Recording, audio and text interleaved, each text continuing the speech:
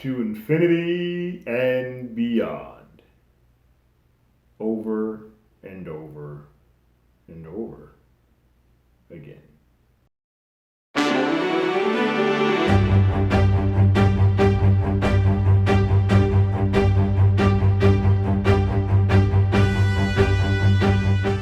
Hello, everyone. Terrence here with Hollywood Already Did It. If you haven't already, go ahead, like, share, subscribe, comment, ring that bell below. Anytime we have something, you will be among the first to know. We are in some weird multi-layer of inception in this Toy Story franchise, but here we are with Lightyear, the new 2022 film, voiced by Chris Evans, not Tim Allen. A film that is being framed in a way that this is the film that came out in 1995 or before that got Andy, little Andy, in that first Toy Story, so in love with Buzz Lightyear. This is the movie that did that. An interesting framing trick or a way to kind of like put this in perspective. But it also kind of lessens the importance of this because this film very much plays like a summer action animated film of the 90s and less like a film that Pixar typically puts out to sort of raise the bar of both questions, having you ponder questions, or just think about life as a whole. Let me say this: this is a very enjoyable film. It is. It's fun. It's a fun ride. It's a fun, quick, in and out summer spectacle, summer action film that I could see how Andy would like. As I'm a little boy, I'm going to fall in love with Buzz Lightyear. As an adult, or as a grown up, or as anybody currently watching this film, it's a very bland Pixar movie. It looks stunningly beautiful. Like it is a gorgeous movie.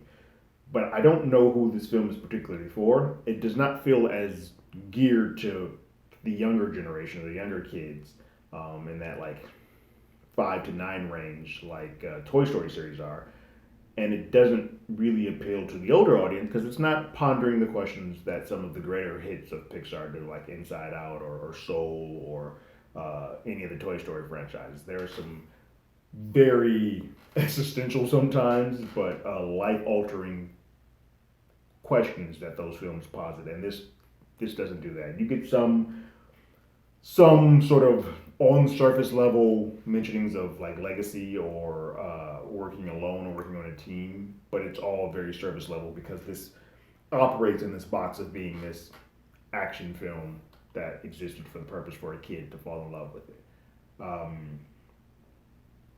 Not many, whereas Toy Story I find has more humorous moments and more just smart. It's a smart. Those are all smarter films, and Inside Out is a much smarter film. This film does not play to the I can be smart and kind of educate you while still having fun and winking and being joyful. A lot of the fun, as far as that part, is out. Now we do still get some comedy beats. I think Socks is the thief of this entire movie. Like he steals it.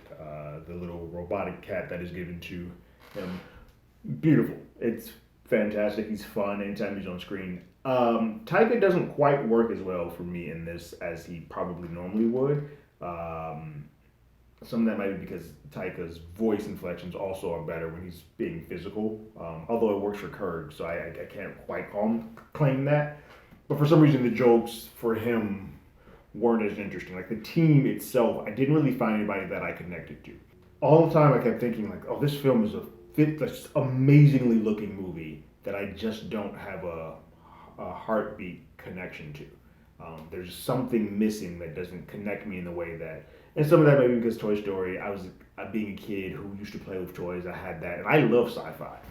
This just isn't a great sci-fi film or B a great Toy Story film. So it's kind of in this middle ground of being like, oh, that's perfectly fine.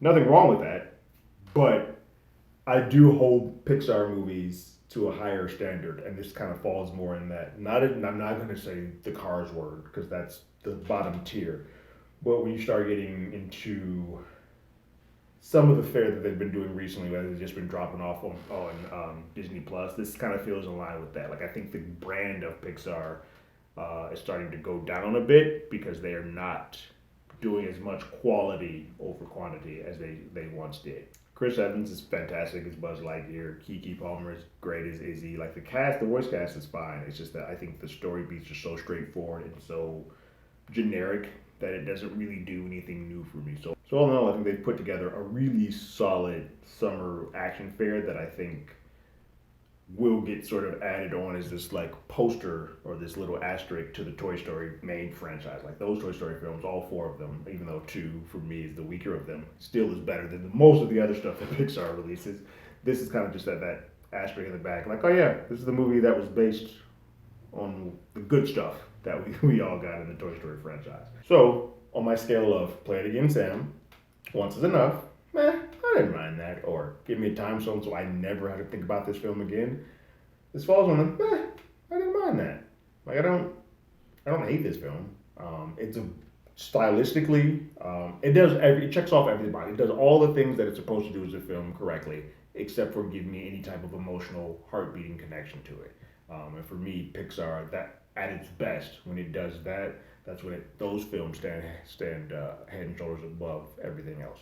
So I watch this. I won't tell anybody else to not watch this. I won't say, oh no, you shouldn't go see Lightyear. But I'm also not standing here waving my flag like, oh man, you need to check out Lightyear like I was with Inside Out, which made me visibly cry in the theater. So yeah, I'll never watch this one again, unless the kids say, I'm gonna watch Lightyear. But then if they do, I'm like, well, let's just watch Toy Story.